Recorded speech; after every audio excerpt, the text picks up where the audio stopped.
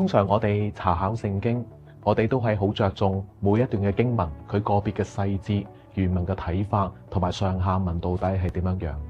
但係好多時，當我哋睇每一節嘅經文嘅時候，我哋缺乏咗一個宏觀嘅視野，點樣樣係將嗰個經文坐落喺一個比較宏觀嘅角度嚟到睇，以致我哋更加立體地去到了解嗰段經文嘅意思。嚟緊建道神學院將會推出呢一個嘅聖經概覽嘅課程，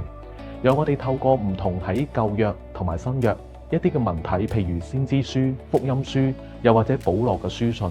叫我哋能夠可以明白用宏觀嘅角度去到坐落嗰段嘅經文落去，以致我哋更加立體去到了解整全上帝嘅說話。